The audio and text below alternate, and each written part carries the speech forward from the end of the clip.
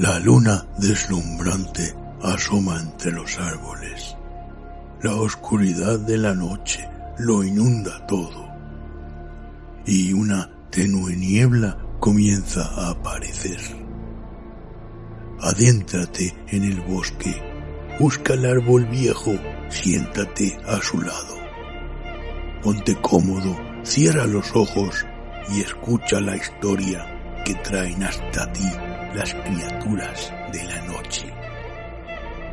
Bienvenidos. Estos son los cuentos del bosque oscuro.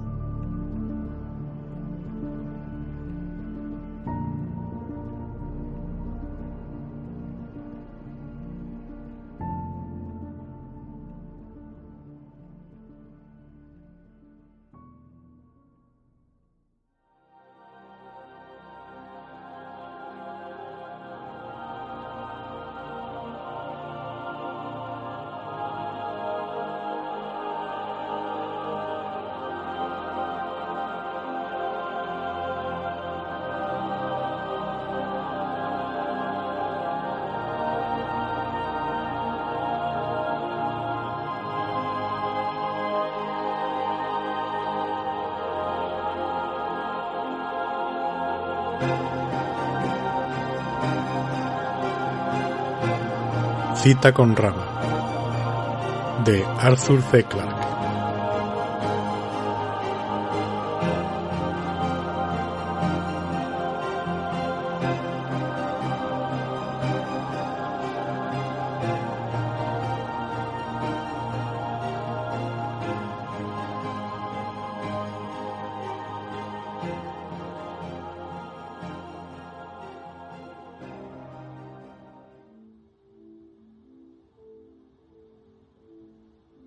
Capítulo 7.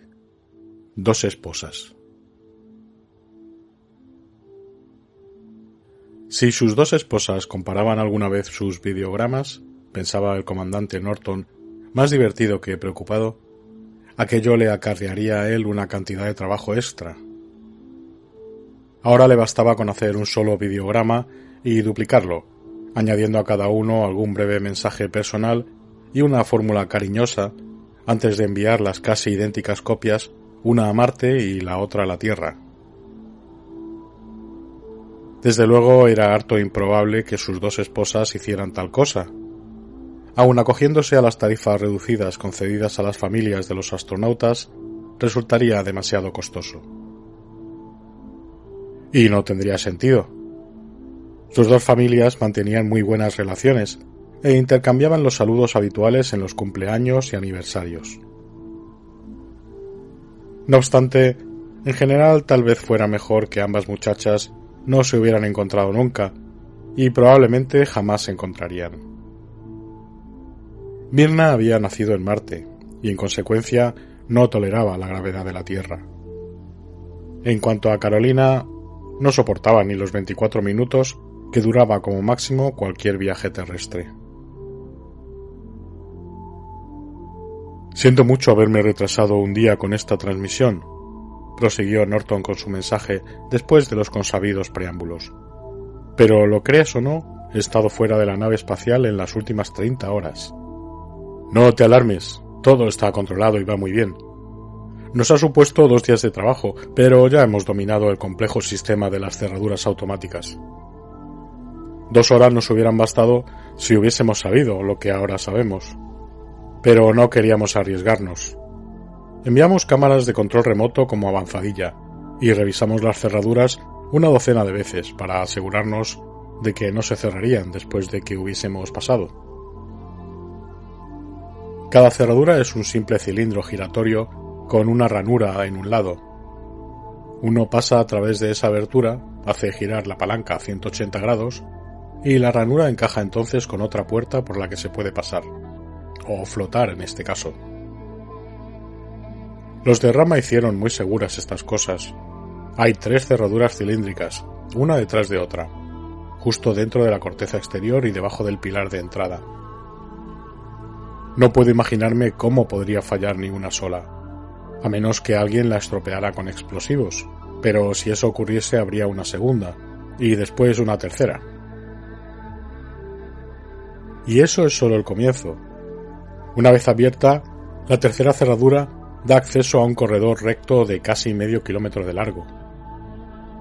Está limpio y vacío, como todo lo que hemos visto hasta ahora. Cada pocos metros hay pequeños huecos que probablemente hayan servido como receptáculos para la luz, aunque ahora reina una oscuridad total que inspira, no tengo reparos en confesártelo, un poco de miedo. Hay asimismo dos ranuras paralelas en la pared, de 1 centímetro de ancho más o menos, que corren a lo largo del túnel. Sospechamos que en su interior haya alguna especie de lanzadera, lo cual la convertiría en una transportadora para llevar bultos o personas de un lado a otro. Por cierto, si pudiésemos hacerla funcionar, eso nos ahorraría mucho trabajo. Ya he dicho que el túnel mide unos 500 metros. Bien, por nuestros ecos sísmicos sabíamos que este era el grosor del casco, de modo que obviamente casi lo habíamos atravesado. No nos sorprendió pues hallar otra de esas cerraduras cilíndricas al final del corredor. Sí, y otra más. Esta gente parece haberlo hecho todo por triplicado. Ahora nos encontramos en la cámara de la tercera y última cerradura, esperando el visto bueno de la Tierra antes de trasponer la puerta a la que da acceso. El interior de Rama está solo a unos pocos metros de distancia. Me sentiré mucho más feliz cuando esta incertidumbre llegue a su fin. ¿Recuerdas haberme oído hablar de Jerry Kirchhoff? Ese amigo mío que tiene una biblioteca inmensa compuesta por libros de verdad y que por no dejarla no quiere abandonar la Tierra. Pues bien, Jerry me habló de una situación parecida, allá a principios del siglo XXI. No, en el siglo XX. Un arqueólogo descubrió una tumba de un rey egipcio, la primera que no había sido saqueada por ladrones. Sus hombres tardaron meses en abrirse camino cavando, cámara tras cámara, hasta llegar a la pared final. Entonces tiraron abajo la mampostería y él, sosteniendo una linterna, metió la cabeza por la abertura. Se encontró ante una cámara colmada de tesoros incalculables, oro y joyas. Tal vez este lugar sea también una tumba. Por momentos parece más y más probable. Aún ahora no se advierte el menor rumor, la más ligera insinuación de actividad. Bueno, mañana se habrá desvelado la incógnita. Norton detuvo la grabadora. ¿Qué más podía contar sobre su trabajo?, se preguntó, antes de proseguir con un mensaje personal para cada una de sus familias. Normalmente jamás entraba en tantos detalles, pero estas circunstancias eran muy poco normales. Podía ser la última grabación enviada a sus seres queridos. Les debía por lo menos una explicación detallada de lo que estaba haciendo. Cuando ellos vieran las imágenes y oyeran sus palabras, él se encontraría en el interior de Rama, para bien o para mal.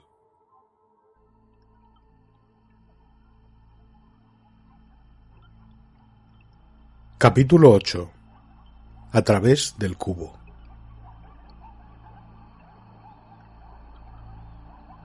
Jamás antes se había sentido Norton tan identificado con aquel egiptólogo muerto hacía tantos años. Ningún otro hombre, desde que Howard Carter se asomara por primera vez a la cámara mortuoria de Tutankamón, pudo haber conocido un momento como ese. No obstante, la comparación resultaba casi ridículamente grotesca. Tutankamón había sido sepultado ayer, por decirlo así, apenas 4000 años antes, mientras que Rama acaso fuera mucho más viejo que la humanidad. Esa pequeña tumba del Valle de los Reyes hubiera quedado perdida en los corredores por los cuales ellos terminaban de pasar, pero el espacio que se extendía más allá de esa cerradura, de ese sello final, debía de ser lo menos 1.000.000 de veces más amplio. En cuanto a los tesoros que quizá contenía, bueno, eso quedaba fuera de los límites de la imaginación. Nadie había hablado por los circuitos de radio en los últimos 5 minutos. Era como si todos hubiesen comprendido que estaban viviendo un momento histórico, demasiado importante para ser interrumpido por un charloteo innecesario. Esto convenía a Norton, ya que por el momento tampoco él tenía nada que decir. Encendió la luz de su linterna, dispuso sus propulsores y se deslizó lentamente hacia abajo por el corto corredor arrastrando tras él su cable de seguridad. Unos segundos más tarde se encontraba en el interior de Rama. ¿En el interior de qué? Ante él solo había oscuridad.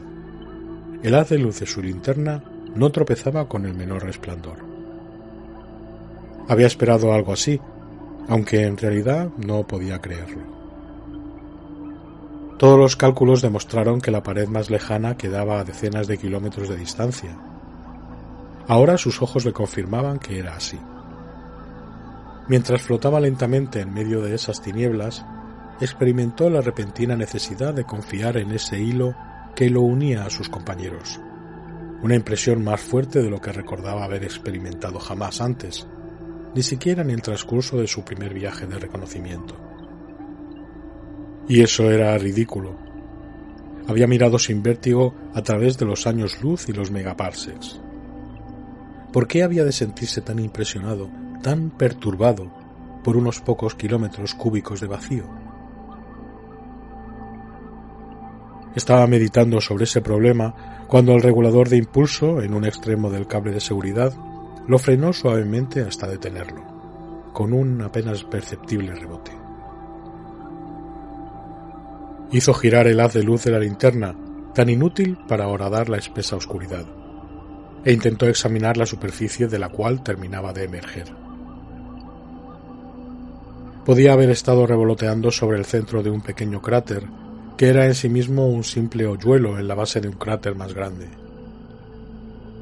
A ambos lados se levantaba un complejo de terrazas y rampas, todas geométricamente precisas y por tanto artificiales, que se extendían hasta donde alcanzaba el haz de luz. Más o menos a 100 metros pudo ver las salidas de los otros 2 sistemas de cierre automático, idénticos a este. Y eso era todo. No había nada particularmente exótico o extraño en el espectáculo. En verdad el lugar guardaba una considerable semejanza con una mina abandonada.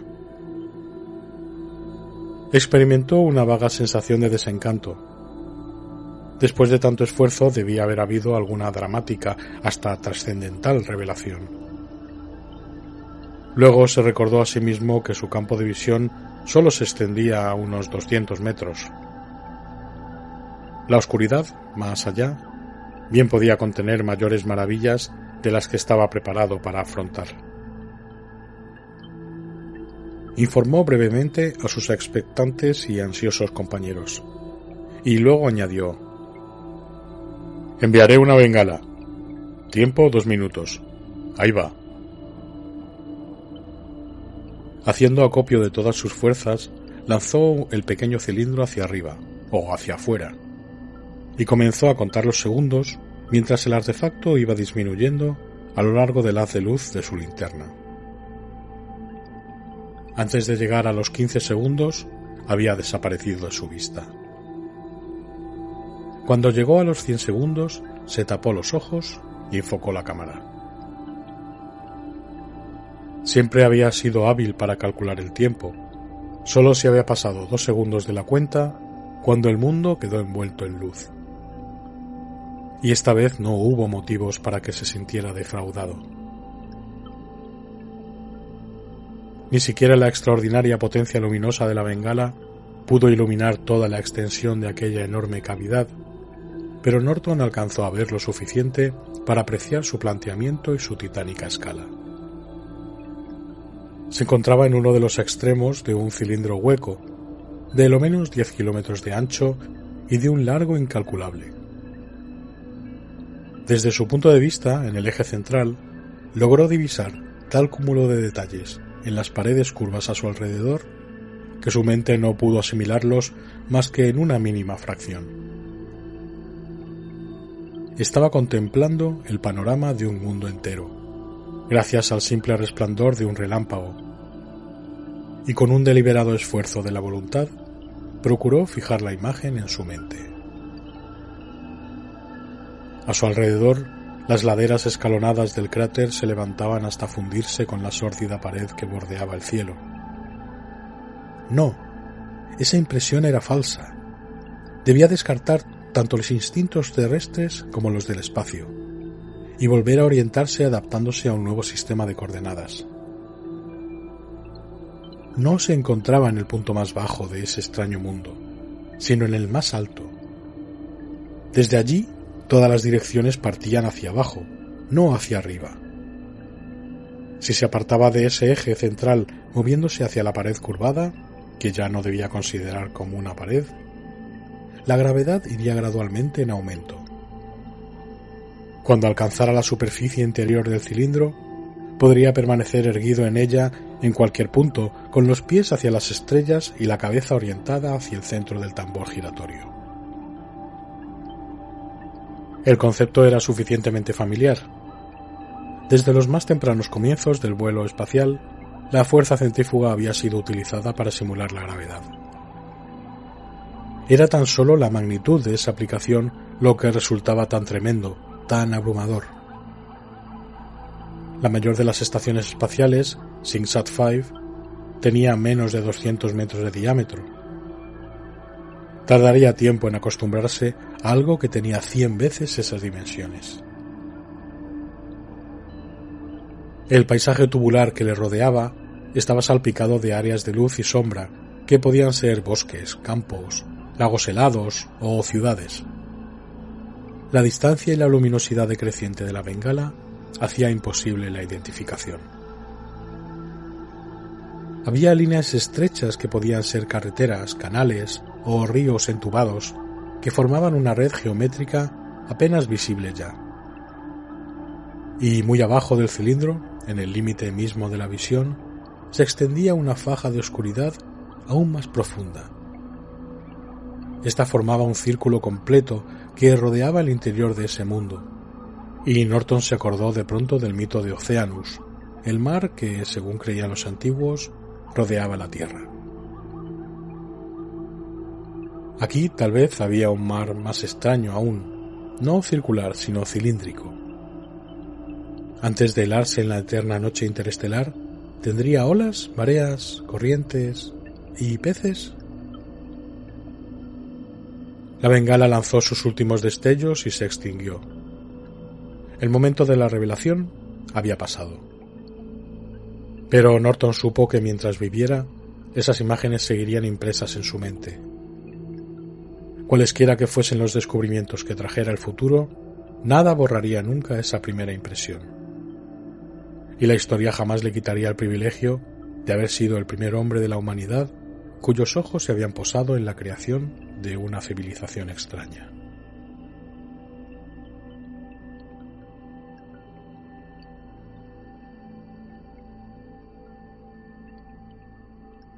Capítulo 9. Exploración.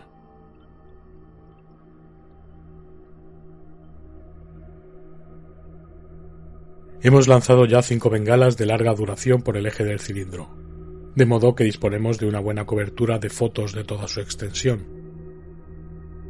A partir de las principales características hemos trazado un mapa. Aunque han sido pocas las que hemos podido identificar, les hemos dado nombres provisionales. La cavidad interior es de 15 kilómetros de largo y 16 de ancho.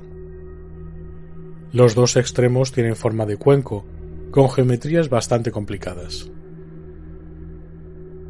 Hemos llamado a nuestro extremo hemisferio norte, y estamos estableciendo nuestra primera base aquí, en el eje. Partiendo radialmente del cubo central, con una separación de 120 grados, hay 3 escaleras de casi 1 kilómetro de largo. Todas terminan en una terraza o meseta circular que rodea el cuenco. De allí parten otras 3 enormes rampas en la misma dirección que descienden hasta la planicie. Si imaginan un paraguas con solo 3 varillas colocadas a espacios regulares, se harán una idea de la forma de ese extremo de rama. Cada una de esas varillas es una escalera, muy empinada cerca del eje y que va aplanándose al aproximarse a la planicie. Las escaleras, las hemos denominado alfa, beta y gamma, se interrumpen en 5 terrazas circulares más. Estimamos que deben de tener entre 20 y 30.000 peldaños.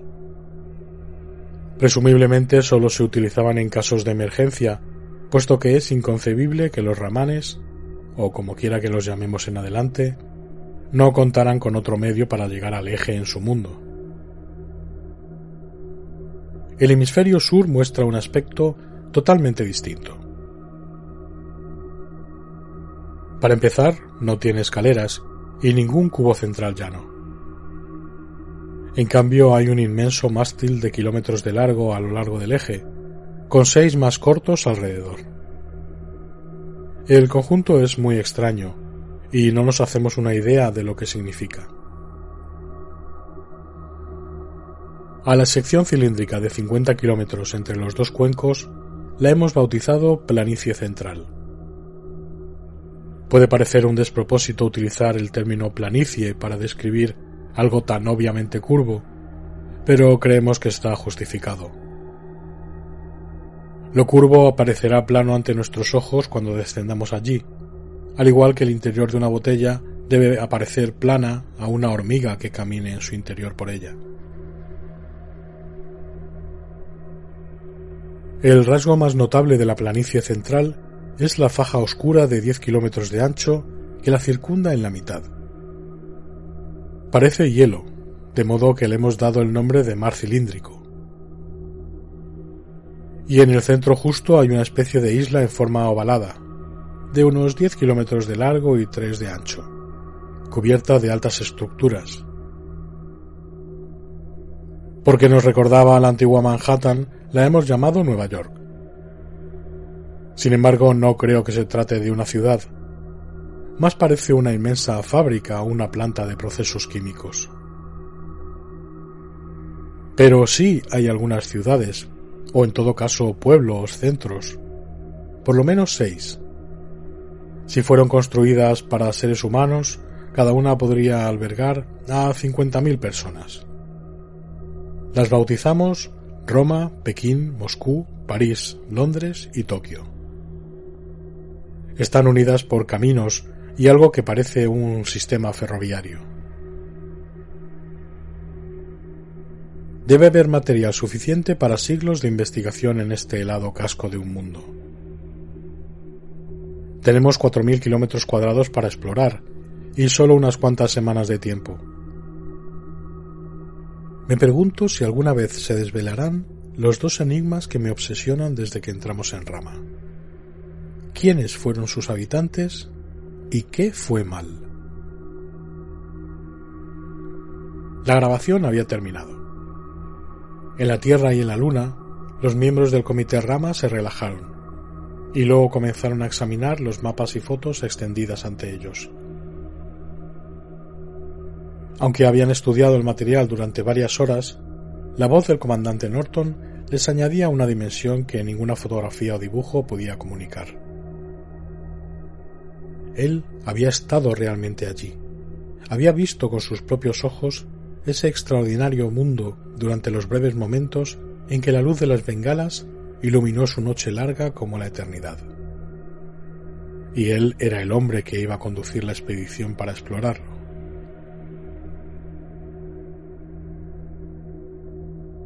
Profesor Pereira, ¿desea usted hacer algún comentario? El embajador Bose se preguntó por un instante si tal vez no hubiera debido ofrecer primero la palabra al profesor Davidson, por ser éste el decano de los científicos presentes y el único astrónomo.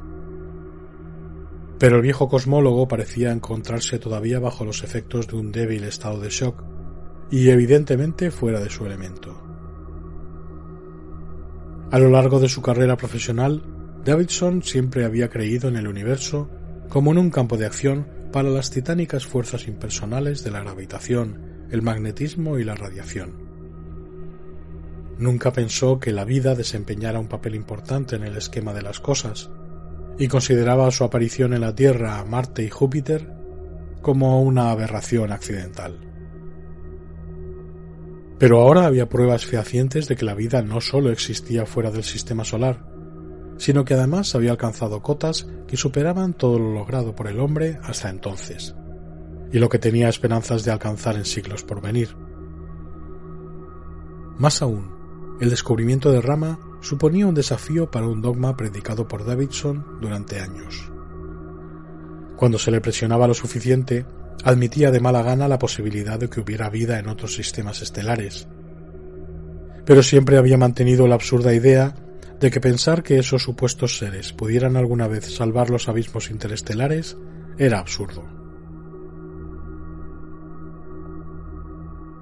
Tal vez los habitantes de Rama habían fracasado efectivamente en el intento, si el comandante Norton no se equivocaba al creer que su mundo era ahora una tumba.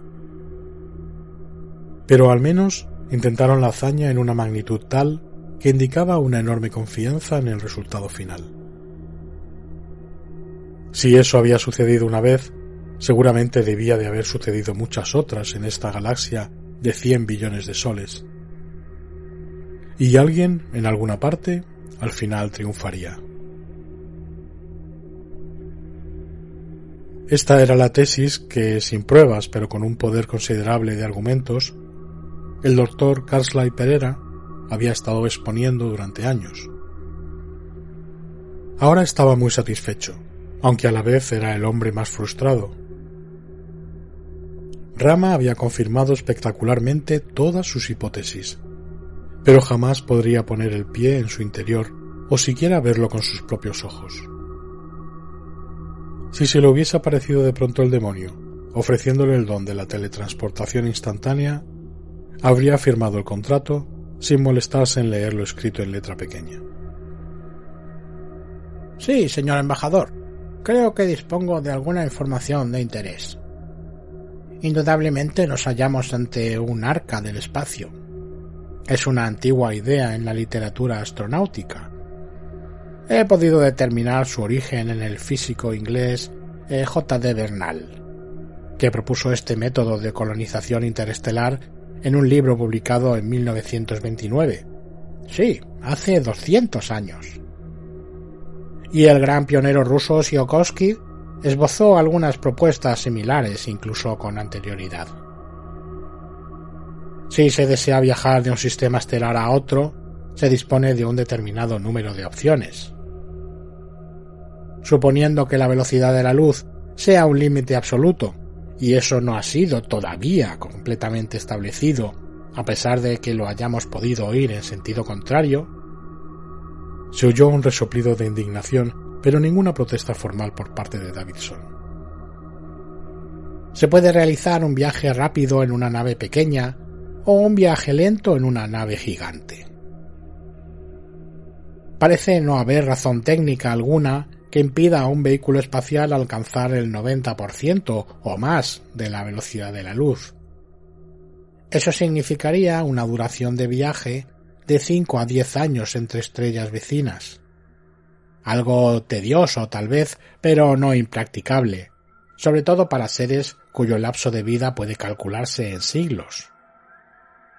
Es posible imaginarse viajes de esta duración realizados por naves no más grandes que las nuestras.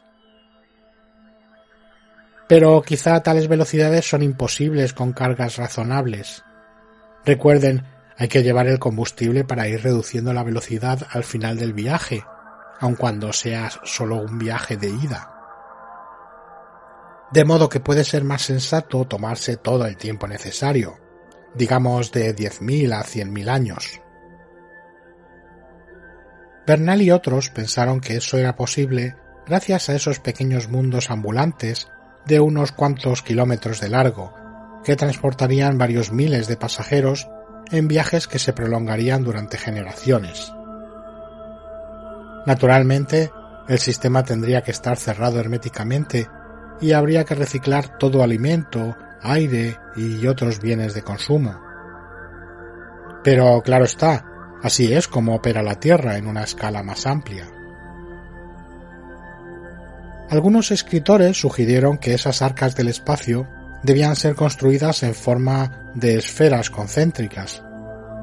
Otros proponían cilindros huecos y giratorios, de modo que la fuerza centrífuga proveyera de gravedad artificial, como lo que hemos encontrado en Rama. Davidson no podía tolerar esa forma poco rigurosa de expresarse. No existe esa fuerza centrífuga. Es un fantasma de la ingeniería. Solo existe la inercia. Tiene usted razón, desde luego, admitió Perera. Aunque resultaría difícil convencer de que no existe a un hombre que acabara de ser despedido de un tío vivo. Pero el rigor matemático parece innecesario en estas circunstancias. Oiga, intervino Bose con cierta exasperación. Todos sabemos a qué se refiere, o creemos saberlo. Por favor, no acabe con nuestras ilusiones. Bueno, mi propósito era tan solo señalar que conceptualmente no hay nada nuevo respecto a Rama, aunque su tamaño resulte sorprendente. Los hombres han imaginado cosas semejantes desde hace 200 años. Ahora quisiera referirme a otra cuestión. ¿Durante cuánto tiempo exactamente ha estado Rama viajando a través del espacio?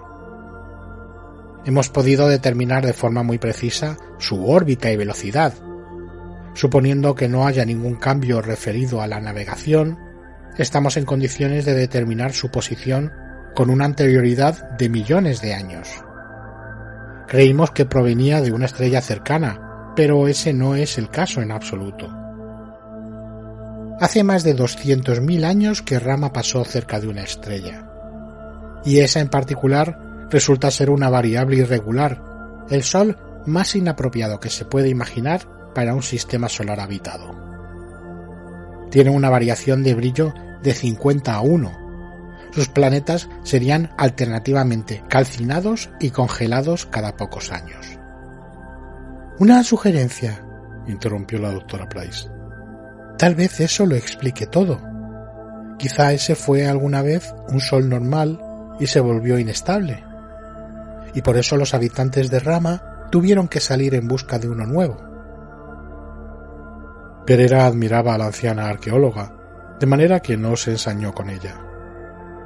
Pero, ¿qué diría, se preguntó, si él empezara a señalar lo que resultaba evidente en su propia especialidad? Lo hemos considerado, replicó con gentileza. Pero si nuestras teorías actuales sobre la evolución estelar son correctas, esta estrella nunca pudo ser estable. Nunca pudo tener planetas capaces de producir vida. Así pues, Rama ha estado viajando a través del espacio durante lo menos 200.000 años, y acaso durante más de 1.000.000. Ahora está frío y oscuro y aparentemente muerto, y creo saber por qué. Sus habitantes pudieron no haber tenido opción. Quizá escapaban realmente de algún desastre. Pero calcularon mal. Ningún sistema ecológico cerrado puede ser completamente eficiente. Siempre hay residuos, pérdidas, alguna degradación del ambiente y la aparición de agentes contaminadores. Puede tardarse billones de años en envenenar un planeta y acabar con él, pero eso terminará ocurriendo. Los océanos se secarán y la atmósfera se desintegrará. Según nuestra concepción de las medidas, Rama es enorme, y sin embargo sigue siendo un planeta muy diminuto. Mis cálculos, basados en la filtración a través de su corteza y algunas suposiciones razonables respecto al índice de desarrollo biológico, indican que su sistema ecológico solo pudo sobrevivir durante aproximadamente 1.000 años. A lo sumo le concedería 10.000. Eso sería tiempo suficiente, a la velocidad que viaja Rama, para un tránsito entre los soles que atestan el corazón de la galaxia, pero no aquí, entre la población dispersa de los brazos en espiral. Rama es un barco que agotó sus provisiones antes de alcanzar su destino. como una nave abandonada flotando a la deriva entre las estrellas. Solo hay una objeción seria a esta teoría, y la expondré antes de que otro lo haga. La órbita de Rama apunta con tanta precisión al sistema solar que la coincidencia parece descartada. En realidad, yo diría que se está aproximando demasiado al Sol. El Endeavour tendrá que separarse de Rama mucho antes del perihelio para eludir el peligro de recalentamiento. No pretendo comprender esto. Tal vez haya alguna forma de guía automática terminal que continúe operando y conduciendo a Rama hacia la estrella apropiada más próxima, siglos después de que sus constructores murieran. Y en Rama no hay vida. Está en juego mi reputación en este aserto. Todas las muestras obtenidas de su interior son absolutamente estériles. No hemos encontrado un solo microorganismo. En cuanto al rumor que se ha extendido y que apunta a la posibilidad de que haya vida en estado de hibernación, les aconsejo que lo descarten por completo. Hay razones fundamentales que indican que las técnicas de hibernación solo producen efecto durante unos pocos siglos, y debemos recordar que en este caso nos enfrentamos a márgenes de tiempo infinitamente más largos. Así pues, los del grupo Pandora y sus simpatizantes no tienen ningún motivo para preocuparse. Por mi parte lo lamento mucho. Habría sido maravilloso el encuentro con otras especies inteligentes. Pero al menos hemos hallado respuesta a una viejísima pregunta. No estamos solos en el universo. Las estrellas no volverán a ser ya las mismas para nosotros.